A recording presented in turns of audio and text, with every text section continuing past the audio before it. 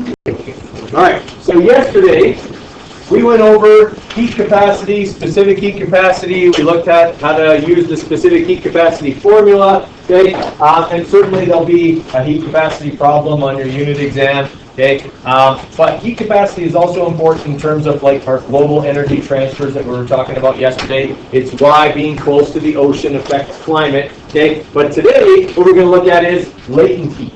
Okay, and we know that on a global scale, latent heat is heat or energy that is moved via the water cycle, okay, and then moved around mostly by the jet stream to different places on Earth, okay? And the way that it does that is, as water evaporates and becomes a vapor, it gains a lot of potential thermal energy. Okay? And so this potential thermal energy can then be brought to somewhere else via the wind, okay? And then when that water condenses, that latent heat will be released. Okay? And then that new area will have energy transferred to it from somewhere else. Now, how many of you have heard, you have to be really careful with steam. Steam can burn you worse than water. Right? Everybody knows that, right? Everybody assumes it's just because steam can be hotter than water. Okay? I mean, the maximum temperature really you can get liquid water to under normal conditions is 100 degrees Celsius. Okay? Obviously, that's where steam starts. So yeah, you can have superheated steam and have it be, 180 degrees Celsius or something like that. But that's not the part of steam that does the most damage in terms of its ability to burn you. Okay? The part of steam that hurts you the worst, okay, is the fact that it contains this much extra energy at 100 degrees Celsius than water does. Okay, so if we're looking at this graph, I'll just make it a little bit bigger. Okay, this graph is of what we call the heating curve of water. It shows how much energy has to be put into water to cause it to change both temperature and state. Okay, so if we start down here at minus 25, okay, we have water in its solid form, ice. We start adding heat. We don't have to add very much heat. Ice heats up very quickly, okay? And quite quickly it reaches a temperature of 0 degrees. What does it start to do then? Melt. While it's melting, what do you notice about its temperature? It stays at 0. Okay? The thing about thermal energy is it's different from mechanical energy. I cannot change kinetic thermal energy and potential thermal energy at the same time. I can only change one at a time. With mechanical energy, if I threw something up into the air, I could change both its kinetic and potential at the same time. Mechanical energy works differently that way. Okay? So while the ice is melting, the temperature doesn't change. Okay? And that's because what's happening while the ice is melting is the particles of water are becoming a fluid. Okay? They're changing state. That is, they are moving farther apart. The particles themselves aren't changing. Okay? They're just moving further apart and becoming a liquid. That takes vastly more energy than it took to warm the ice from minus 25 to 0. Okay? To warm the ice from minus 25 to 0 only took that much energy. Okay? But to change the ice to water takes that much energy. Quite a bit more. To change the state of something requires a lot of energy. And as Canadians, we get this because we've all been in a snowball fight before. Okay? You ever made a snowball with your bare hands? If you haven't, you can't call yourself Canadian. Go outside and make a snowball right now with your bare hands. Okay? Actually, you can't get the snow sucked right now for that. But okay, you notice as soon as you put that snow in your hand, what happens to your hands? They're really cold. And you know what? The best snowball snow actually isn't all that cold. It's somewhere around 0 degrees, right? It's got to be kind of sticky. If it's fluffy or really hard, it isn't good for that. Okay? But what's happening is you're taking that snow and it's melting in your hand. Does it take a lot of energy to melt ice? Yeah, it does. Okay? It takes a lot of energy to melt ice. In fact, okay, it takes 333 joules to melt 1 gram of ice into liquid water at 0 degrees Celsius. Okay, where's it getting that energy from? Your hands. Okay, so as that snow melts in your hands, it very quickly takes energy from your hands, okay, and makes them feel colder. Right? That sort of makes sense to everybody? Okay, so changing the state of something requires a lot more energy than just changing its temperature. Changing its temperature is the easy part, right? Now, once we get past this point here, okay, we would now have we now have liquid water at 0 degrees Celsius. So now we're right here on the graph, right? So we've melted the ice. If I continue to add energy, then the temperature of the water will rise. And it'll continue to rise until it starts to what? Until it starts to boil. Okay? When it starts to boil, the temperature stops changing again. It'll stay at 100 degrees Celsius until all the water is a vapor. Okay? So all of it's gone. And it's the same for melting and freezing. Okay? Even though you might have some liquid water there, that liquid water is not going to change temperature until all the solid water has been converted. Okay? That's actually why we put ice in drinks. Okay? We put ice in there, and everyone goes, well, you have to keep it cold. Yeah, but how does it keep it cold? Okay? It keeps it at around 0 degrees Celsius until all the ice is gone, and then it very quickly warms up. But as long as the ice is there, it will stay cold because the ice is taking energy, okay, from the drink in order to melt.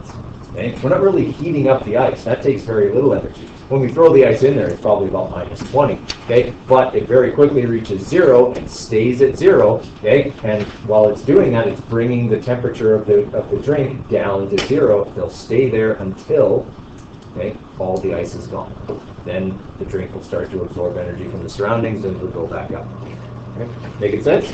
All right. Look how much energy is required to boil off all that water. So that's the longest part of the graph, by far. Okay, it's more than half of the graph. Okay, I mean we start here at 15 kilojoules and we're not done till 55 kilojoules. Okay, so we're looking at 40 kilojoules of the 60. Okay, required here. Okay, is just to vaporize the water. Okay. What that means is, once I have water vapor, okay, steam at 100 degrees Celsius. It has this much more energy than liquid water does at 100 degrees Celsius. Is that a lot? Okay, that's why steam can burn you worse than water. If steam hits your skin, the first thing it will do is cool to 100 and then condense. Right? So if the steam is 125 degrees, yes, you're going to get this much energy while it cools down to 100. That's bad. Okay, but it's not going to burn you all that badly. Then the steam condenses back into liquid water and releases all of this. That's what burns. Bring you back. Okay, you would get burned less badly by sticking your hand in the pot, okay, than you would by letting the steam in. I know that. Don't try that. Okay, I'm saying go home and try this experiment at home. Don't do that. Okay, I'm saying that's what would happen. Okay, and we were talking about this yesterday or the other day, but we said like when you first get like out of a pool or out of the shower or something like that, when you're wet, okay, you almost immediately feel chilled. Okay, the reason for that is the water that's on your body is evaporating. Okay? And as it evaporates, it takes this much energy to turn it into a vapor. And it takes that energy from you. Okay? So that's the reason why we sweat. Okay? Sweat cools us because it takes energy to evaporate.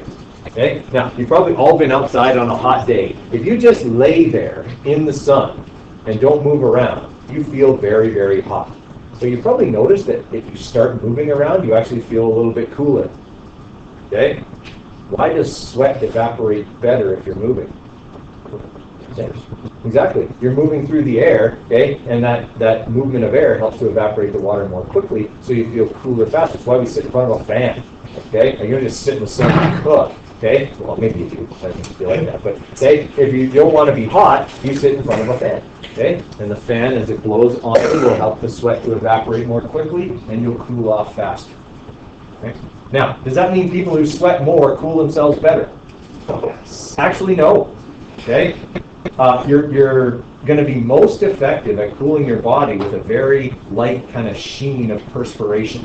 Okay, if you're the kind of person who like drips sweat, okay, like you go up a set of stairs and you need to change your clothes, okay, like some people are like that.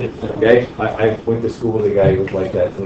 He looked at the gym floor and started to sweat. Okay, it was crazy.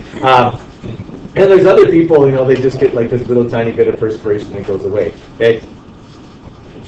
But yeah, there's different degrees. But sweating more doesn't mean you're going to cool yourself better. It just means you lose more water and salts. Okay. Way back about 10 years ago now, the Edmonton Oilers had a goaltender named Nikolai Havikulan.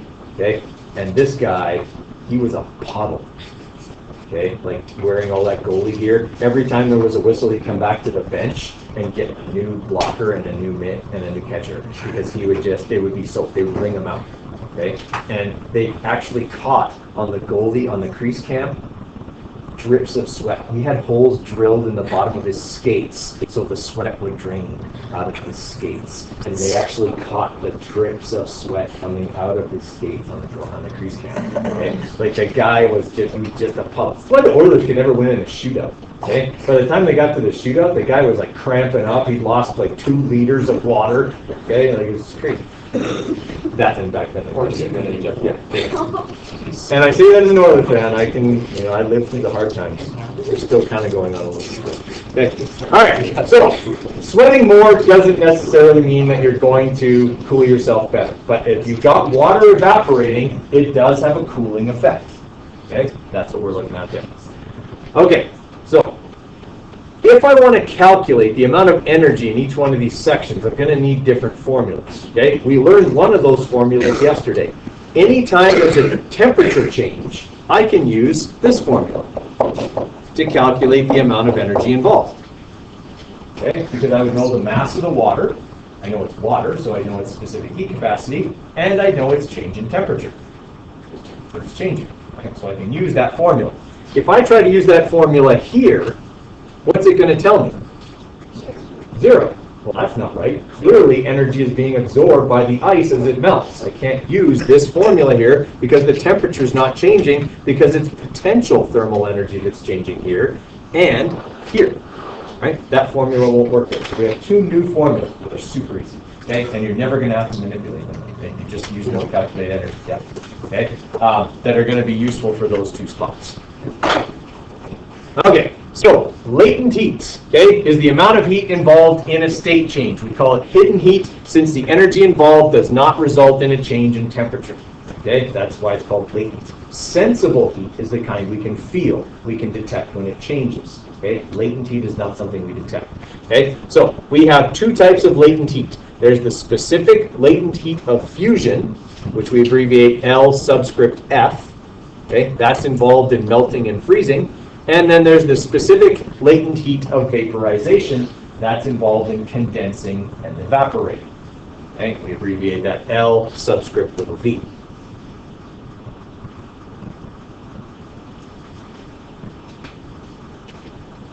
It's on the next page of the notes.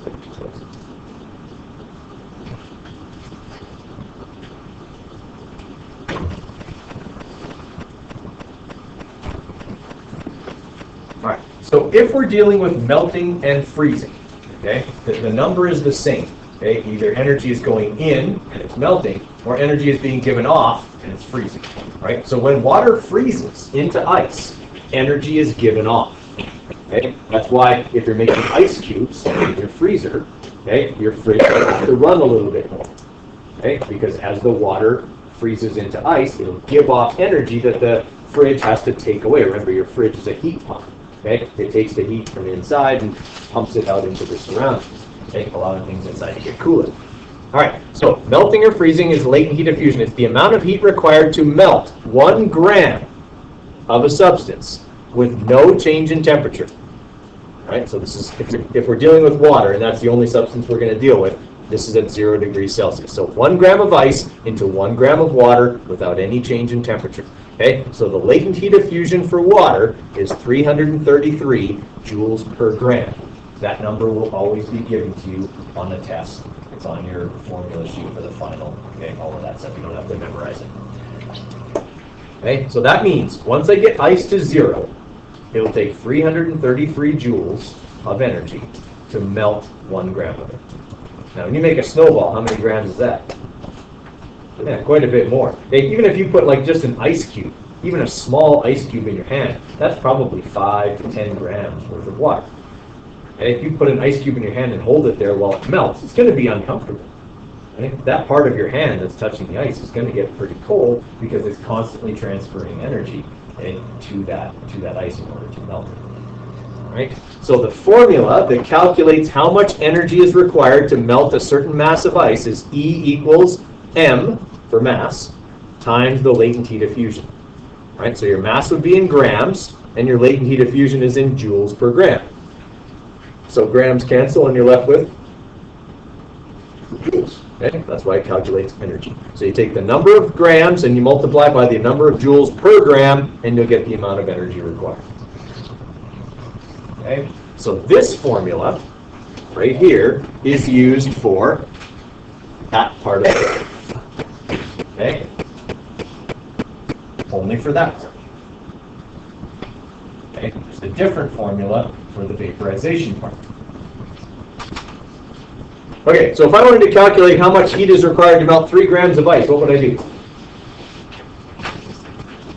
3 times 333, so 999 joules. Okay, to melt 3 grams of ice, so a small ice cube. Okay, how much it would take. All right. Now, if we're talking about boiling or condensing, then we're talking about the latent heat of vaporization. For water, that's 2,260 joules per gram. So 1 milliliter of water will require 2,260 joules of energy if it's already at 100 degrees in order to change state of liquid to gas. And conversely, 1 gram of steam will release that much energy if it condenses back into water. So that's why it hurts you. When it touches steam, that's why it hurts. And that's why the jet stream is such an important energy transfer mechanism. It's going to be moving millions of liters of water vapor from one place to another. Okay? We're talking about millions of liters. Okay? That's an uncountable number of joules, okay, worth of energy that's being moved around in, say, like a single storm system. Okay? It's a lot of energy. Okay? And sometimes, if we get like, a tornado or something like that, we see the result of all that energy being there. Okay? Sometimes there's so much of it that it actually converts into mechanical energy. Okay? It becomes wind, it becomes that tornado, it becomes the hail and all that kind of stuff. All of that is part of what's going on in that system. All right, so the formula we use there is very similar. It's E equals m times LV. So if I want to figure out how much energy is required, I take the mass of steam that I have, or the mass of water that's evaporating, okay, and I multiply it by 2,260. So this formula is used for that part of the graph. Okay, all the diagonal parts we use E equals mc delta T. Here's the trick though. Steam, liquid water, and ice all have different specific heat capacities. And you have to use the right one. Okay? So if you've got a question that says how much energy is required to warm ice from minus 25 into water at 20 degrees Celsius, okay, you're going to have a part where you talk about ice, a part where you talk about melting the ice, and a part where you talk about heating the water. Okay? And they'll have different heat capacities for each section. We're going to go over a bunch of examples of that this way. Okay? Pass, don't have to. Sure. That was totally unintentional too. Okay. So, I want you to write this one down. We're going to do this one as an example. Okay? We're going to look at how much energy is required, and this would be as long and involved as the question would get for this. Okay? Okay? We want to figure out how much energy is required to heat 250 grams of ice from minus 15 degrees Celsius into steam at 150.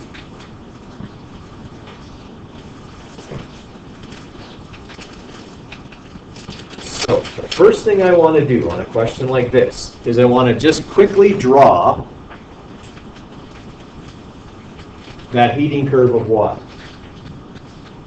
Okay? And what I want to do is I want to mark all the steps that I'm going to have to take to calculate this. So what I do is I mark my starting point. My starting point is down here at minus 15 degrees. Right?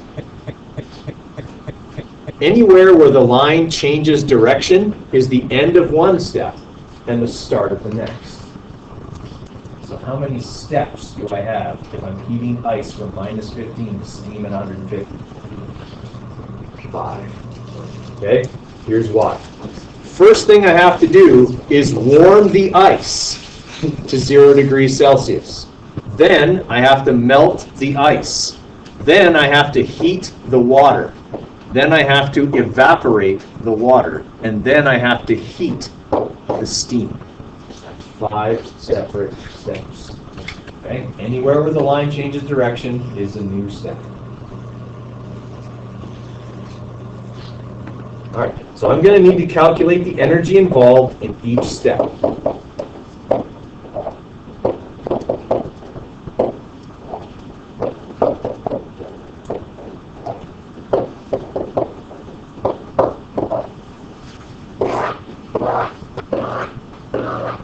Okay, so in step 1, we have ice at minus 15, and it's going to become ice at 0 degrees Celsius. Okay, what formula do I use if I'm changing the temperature of something? E equals mc delta T. Okay, I'm changing the kinetic thermal energy of the ice. I'm warming it up from minus 15 to 0. Okay, so I have 250 grams of ice, so I can write 250 in here for M. What's C? Yeah, it's different for each one. The specific heat capacity of ice is 2.116 joules per gram degree Celsius. Okay? And how much am I changing the temperature by? 15 degrees. That's where people usually make a mistake. Okay? Often see people who will write the entire temperature change in here, from minus 15 to 150. Okay, they'll tell me the temperature change of the ice is 165 degrees. It is not. Because if it was, the ice started at minus 100 and whatever. Okay, that's not where it started. Okay, it started at minus 15. Right, so my temperature change is 15 degrees. So there's my first calculation. That's how much energy will be required to change, to heat the ice from minus 15 to 0. Okay, so we've got 250 grams times 2.116 times 15 degrees. All right, so that's going to require 7,935 joules.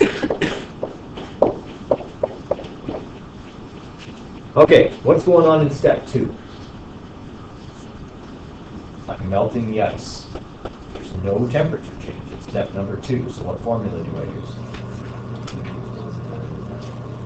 E equals MLF. Okay, I have to use the latent heat diffusion here. Do I still have 250 grams? Yes, changing ice to water doesn't change how much of it there is. There's still the same number of particles. It's still 250 grams. Okay, so 250 grams times 333 joules per gram.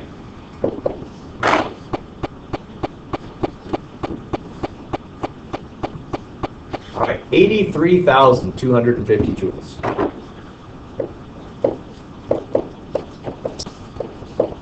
Okay, take a lot more energy to change something's state.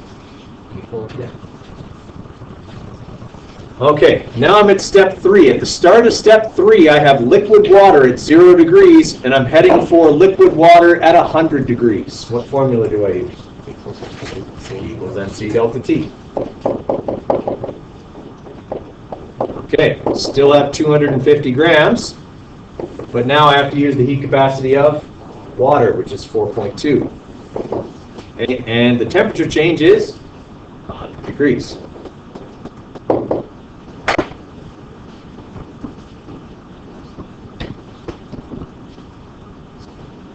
Okay, so we're looking at 105,000 joules.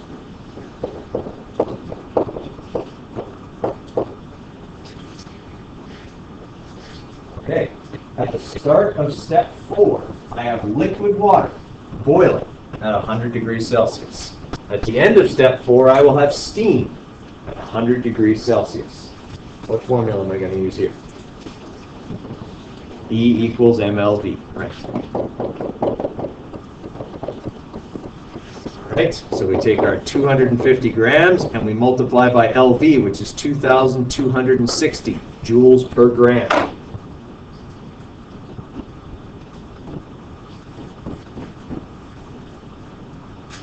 $565,000 joules.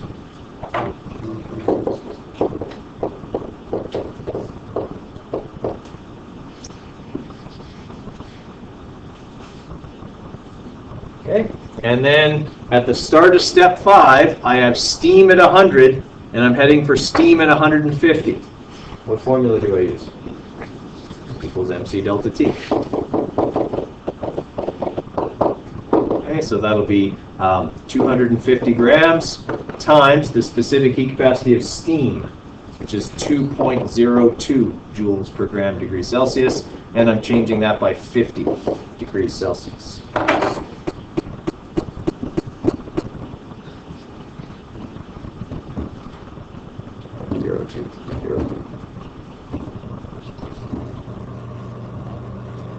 All right, 25,250 joules.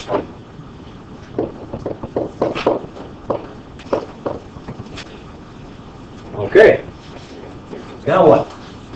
Add them all together, exactly.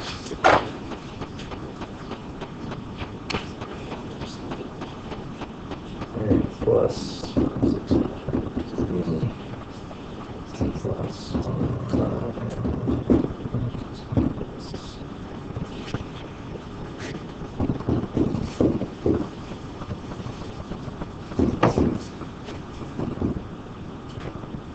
Okay, so we're looking at a total energy here of 786,435 joules. We have two significant figures here, so we'll be looking at 7.9 times 10 to the 5 joules.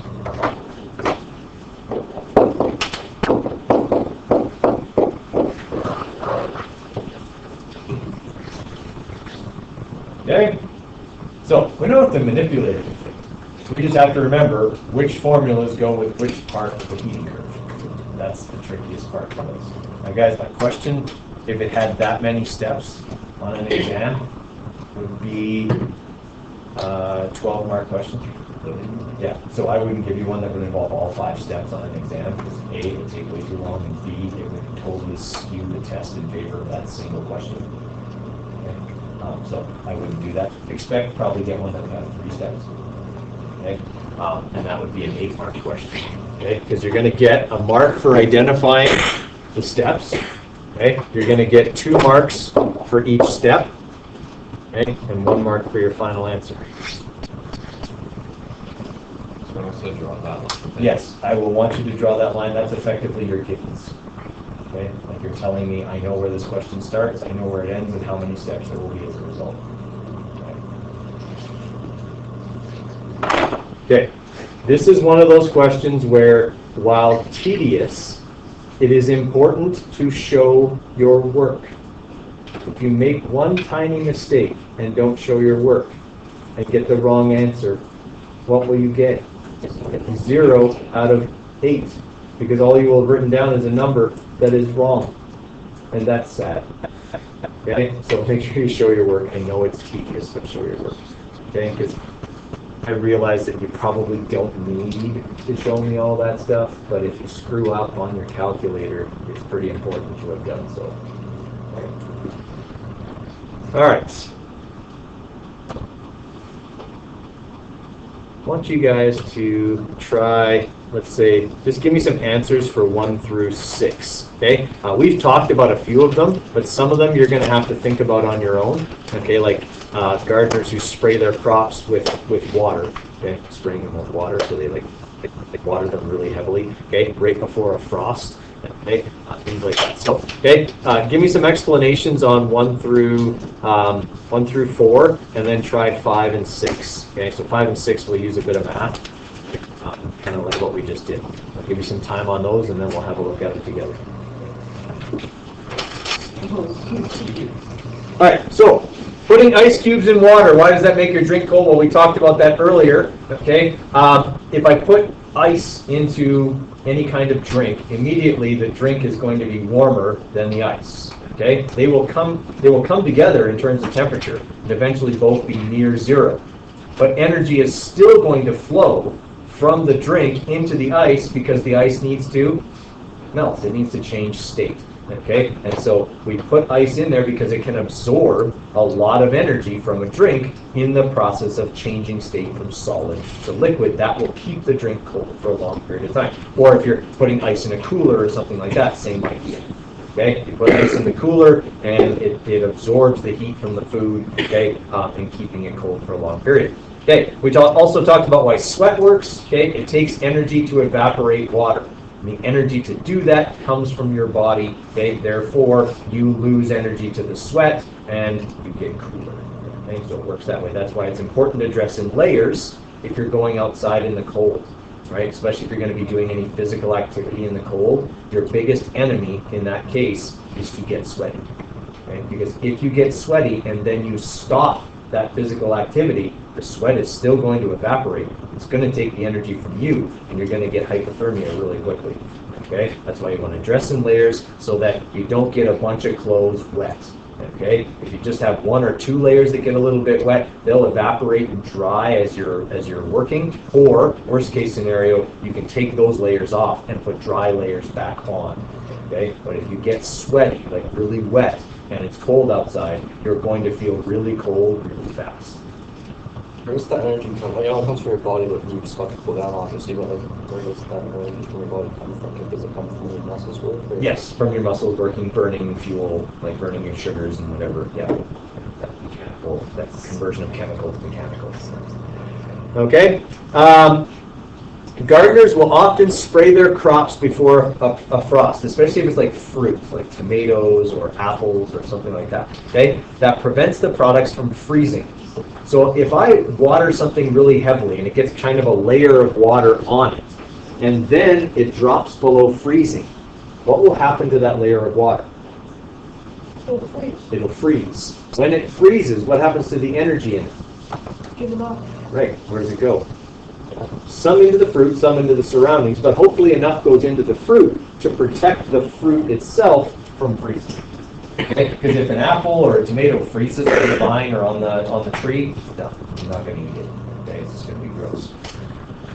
All right, which is better at keeping food in a cooler cold? 10 kilograms of ice at 0 degrees Celsius or 10 kilograms of water at 0 degrees Celsius?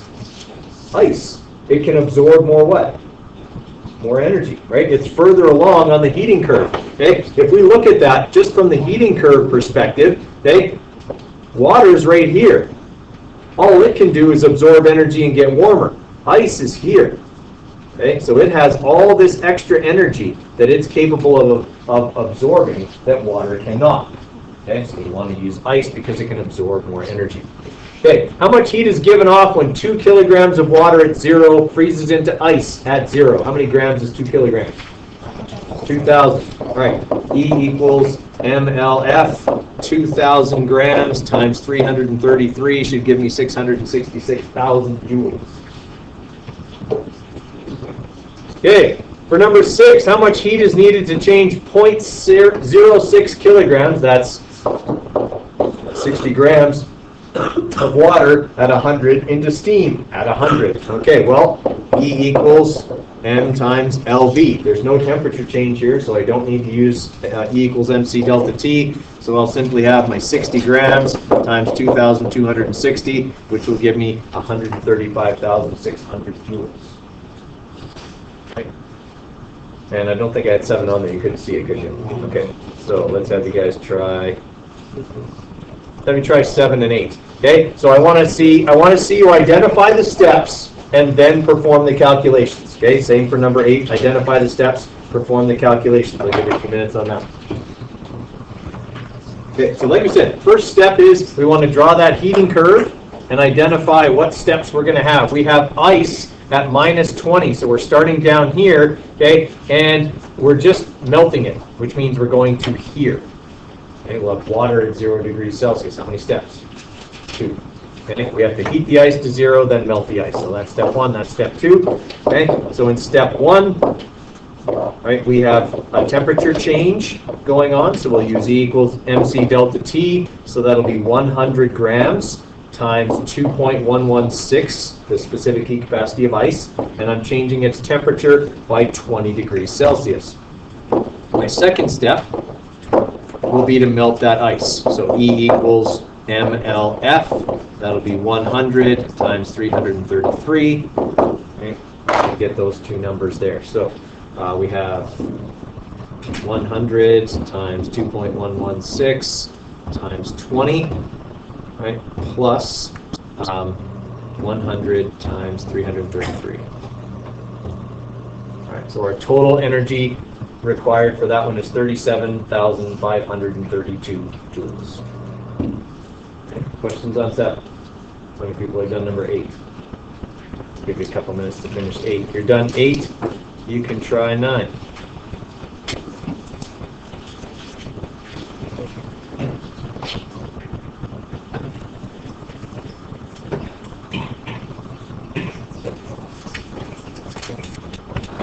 Okay, so for number 8, again, first step, just quickly draw that heating curve. We're starting with ice at -10, so down here, and we're going to water at 80 degrees, so that's up there. We're looking at 1, 2, 3 steps. Okay, in step 1, we need to heat the ice to 0, so that'll be 50 grams, okay, times 2.116, so we're using E equals mc delta T, obviously, okay, times the temperature change. Right, and then in step 2, right, we have to melt the ice, so that'll be E equals mLF, that'll be 50 grams times 333 joules per gram, and then we have to warm the water from 0 to 80, so that'll be E equals mc delta T, because there's a temperature change, 50 grams times 4.2 times 80 degrees Celsius. Okay, when we punch all those in, we should get 34,508 joules. Okay, that's very typical for what you would see on your unit exam. 3-step, something like that. Could there be a question where it asks you to find the mass? Or it gives you like... No, I'm never going to ask you to find the mass in this. No. In this one, it's strictly about how much energy is required. You'll never have to manipulate anything for a latent heat question. Okay, so keep going on 9 and 10 here, guys. Okay, some people have done 9. Let's go over that one. Okay, so we got what's the minimum amount of heat required to vaporize 4 kilograms of water at 80 degrees? So here's our heating curve. We're starting here at 80 degrees, and we're completely vaporizing it, but not heating the steam. So that's only how many steps? 2. Okay, we have to heat the water to 100 and then vaporize it. Okay, so step 1, okay, will be E equals mc delta T. That'll be 4,000 grams times 4.2 joules per gram degree Celsius times 20 degrees. Right, because we're only heating it from 80 to 100. Okay, and then step 2 is vaporizing that water. That's E equals mLV. So that'll be 4,000 okay, times 2,260, which is the latent heat of vaporization for water. Okay, when we do that, we should get 9,376,000 joules. Okay, that's 4 liters of water. It's a gallon, basically. Okay, so to vaporize a gallon of water, that would be like leaving a giant pot on the stove for hours and hours. And it would take a really long time for that to happen. So it would take a lot of energy. Okay. Hey, keep trying. Keep going on number 10 here. Okay. Okay, so for number 10 here, guys, looking at how much heat is released when steam condenses back into water and then is cooled to 30. So we're starting at 130, going to 30. Okay, that's 1, 2, 3 steps there. Now, because the question says release, I don't need to make this number negative. Okay, I'm simply giving this is how many joules are released. Okay, technically speaking, if I did this question correctly, I would get a negative number, right? But we're not going to worry about that. The question specifically says it's being released. Okay, so we're going to have step 1 being the cooling of the steam. So that'll be E equals MC delta T, right? So that's going to be 150 times 2.02, the heat capacity of steam, times 30 degrees.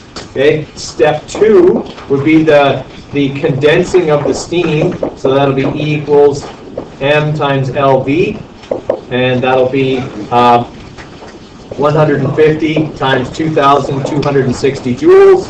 And then step 3, listening please, is cooling. So that's E equals MC delta T, 150 times 4.2 times 70.